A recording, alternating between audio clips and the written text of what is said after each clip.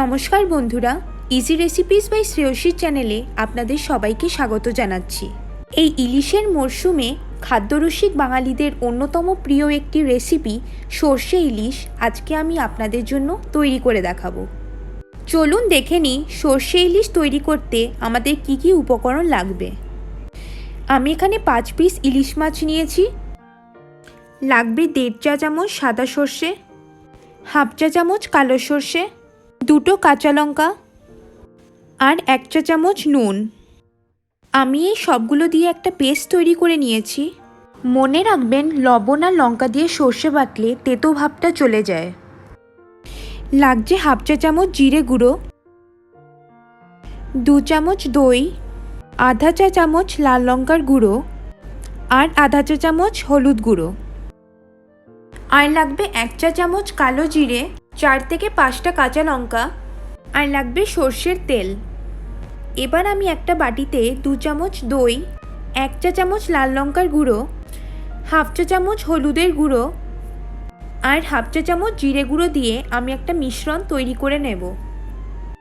আপনারা চাইলে দই নাও ব্যবহার করতে পারেন। সেই ক্ষেত্রে মশলাগুলো অল্প জল দিয়ে গুলে নেবেন।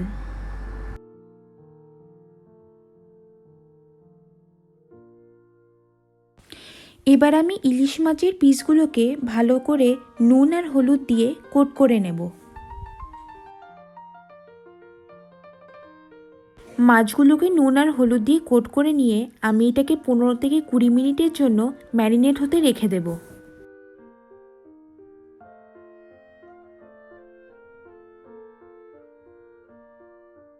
আমি এবার একটা কড়াইতে 4 টেবিল স্পুনের মতো সর্ষের তেল নিয়ে নিচ্ছি।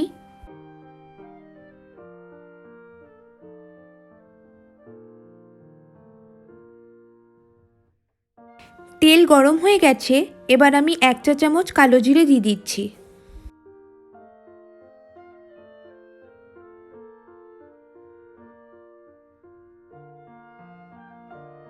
এবার আমি দই দিয়ে যে মিশ্রণটা তৈরি করেছিলাম সেটা দিয়ে দেব।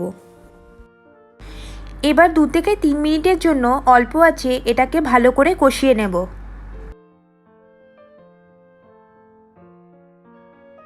দু থেকে 3 মিনিট ধরে মশলাটা কষিয়ে নেওয়ার পর আমি এই মাছের টুকরোগুলো দিয়ে দিচ্ছি। ইলিশ মাছের পিসগুলো দিয়ে দেওয়ার পর এগুলোকে মশলার সাথে 2 থেকে 3 মিনিট ধরে অল্প আঁচে ভালো করে কষিয়ে নিতে হবে। এইভাবে যদি আমরা মাছগুলোকে কষিয়ে নিই তাহলে মাছের কাঁচা ভাবটা চলে যাবে। মাছটাকে একটু উল্টে পাল্টে এরকমভাবে কষিয়ে নিতে হবে।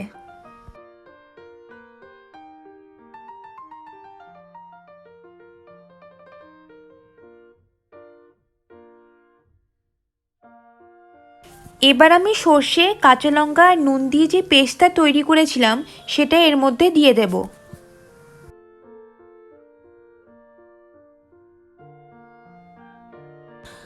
এবার আমি 1.5 কাপের মতো জল দিয়ে দিচ্ছি। এবার কিন্তু আঁচটাকে মিডিয়ামে রেখে রান্না করতে হবে। আমি এখানে হাফ টিস্পুন নুন দিয়ে দিচ্ছি। আপনারা কিন্তু স্বাদ অনুসারে নুন আর ঝালটা দেবেন। এবার আমি 4 থেকে 5টা লঙ্কা চিড়ে এর মধ্যে দিয়ে দিচ্ছি।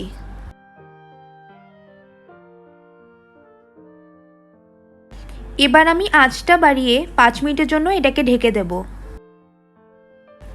5 মিনিট পর ঢাকনাটা খুলে আমি একটু হালকা হাতে নাড়িয়ে নিচ্ছি।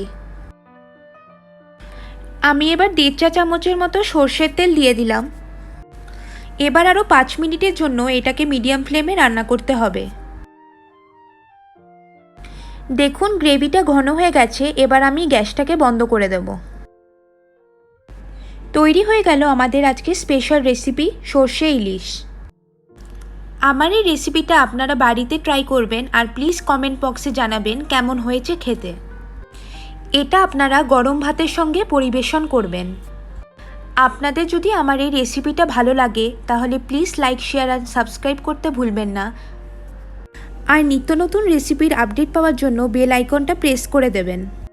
আমি আবার ফিরে আসবো একটি নতুন রেসিপি নিয়ে। সুস্থ থাকবেন, ভালো থাকবেন।